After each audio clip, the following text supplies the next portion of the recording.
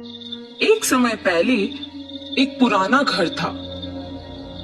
उस घर की चौकीदारी अंजया नामक एक बूढ़ा आदमी करता था। अंजया अपनी पोती सिरिशा के साथ रहता था। उन दोनों के अलावा और कोई नहीं था। अंजया बहुत मेहनत करता था। उम्र बढ़ने के कारण वो और कोई काम नहीं कर पाता था। लेकिन उस गांव के लोग अंजया के चौकीदारी के बारे में अजीब तरह की बातें करते थे।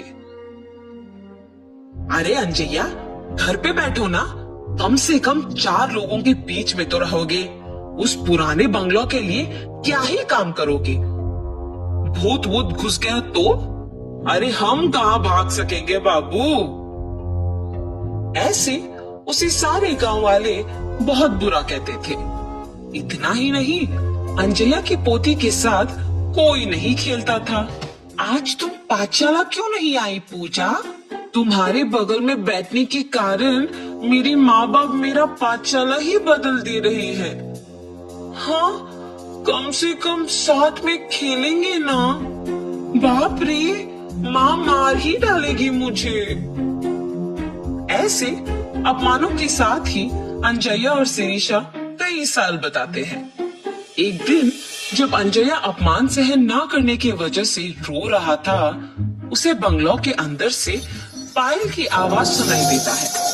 अचानक उसे ऐसी आवाजें सुनाई देने पर तुरंत उठ के बंगलो की ओर देखता है।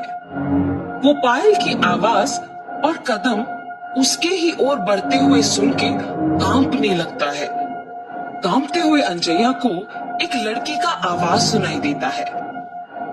अंजया, मैं इसी घर का मालकिन गोपी लीला हूँ। इतने साल मेरे घर की देखभाल करने के लिए धन्यवाद। मुझे पता है कि तुम इस घर की चौकीदारी करने के लिए कितने अपमान सह रहे हो। माता, क्या आप सच कह रहे हो? लेकिन मुझे सिर्फ आपका आवाज सुनाई दे रहा है। आप दिख नहीं रहे हो। आप क्या भूत हैं? क्या आप मुझे मार देंगे? अंजया, नीचे तो देखो। ऐसे उस आत्मा के कहने पर जब वो नीचे देखता है तो सिर्फ उनके पैर दिखते हैं। वो पैर दिखने में बहुत ही सुंदर थे और पायल से सजे हुए थे, मगर सिर्फ उनके पैर दिखने के कारण अंजया दंग रह जाता है। डरो मत, मैं तुम्हें कुछ नहीं करूंगी। अच्छे लोगों को अच्छा करूंगी और बुरे वालों को सबक सिखाऊंगी।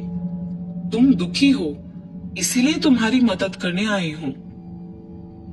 उसकी बातें सुनकर डर के मारे अंजया कहता है, माता, पहले से ही गांव में सारे लोग यही सोच रहे हैं कि हम में भूत घुसा है।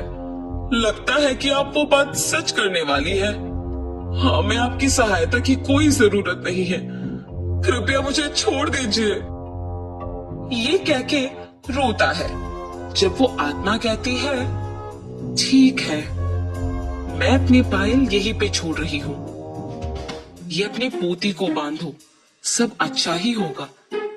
मेरे घर के लिए तुमने आज तक इतना काम किया है, उसके लिए बस ये छोटा सा तोहफा समझो। ये पायल बांध के जो भी मांगोगे वो पूरा हो जाएगा। भूलना मत। अपनी पोती के साथ अब से खुश रहोगे। अब से यहाँ आके काम करने की जरूरत नहीं पड़ेगी तुम्हें। ऐसे उन पायल को वहां छोड़ के गायब हो जाती है।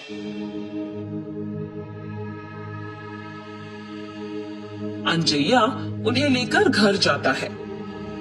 घर पहुंच के अंजया सोच में पड़ जाता है कि पोती को कैसे समझाएगा ये बात।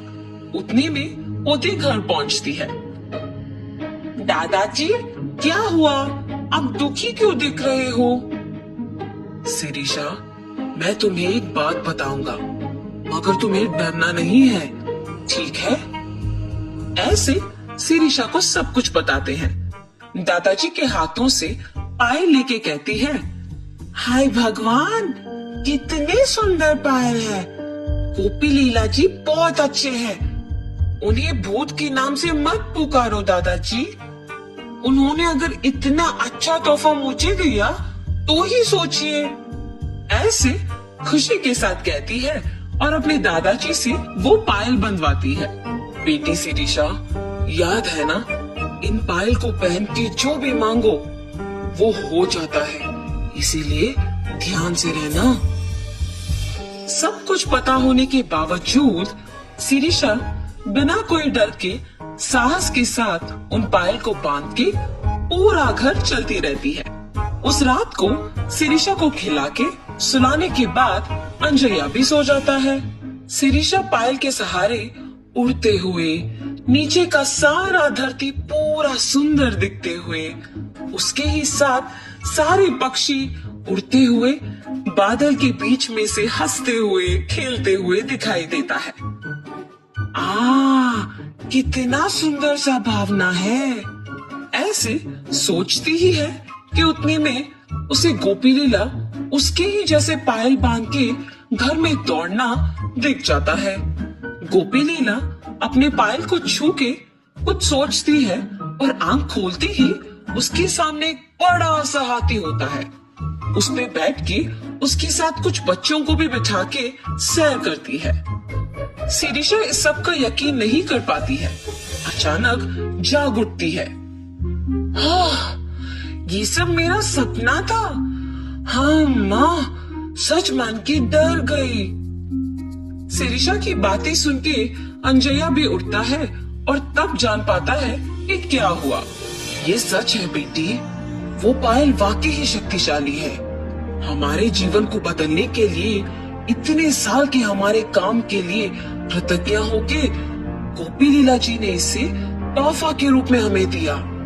अभी तुम्हारे हाथों में है, तुम्हें जो मांगना है मांगो, लेकिन बुरा नाम मत लाना बस। अब सो जाओ बेटी, बहुत देर हो रहा है। अपने दादू के बताए बातों को ध्यान में रख के सो जाती है। अगले दिन पूरा गांव अकेले घूम के घर आती है।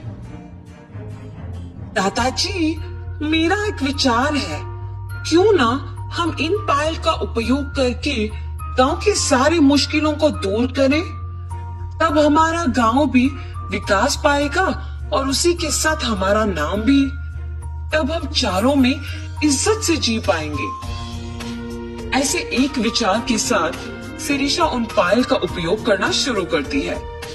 जैसे जैसे साल बीते वैसे वैसे वो उस गांव को एक शहर बना पाती है। एक समय में गांव का भला बुरा गोपी लीला ही देखती थी, मगर उनके चलने के बाद उन्हीं के दिए हुए पायल के सहारे शिरीषा उनकी आत्मा को शांति दिलाने के लिए उनके सारे ख्वाहिशों को पूरा करती है। इतना ही नहीं, अंजया के परिवार की सारी मुसीबतों को दूर करके शिरीषा के वचन के अनुसार ही सभी के समान जीते हैं।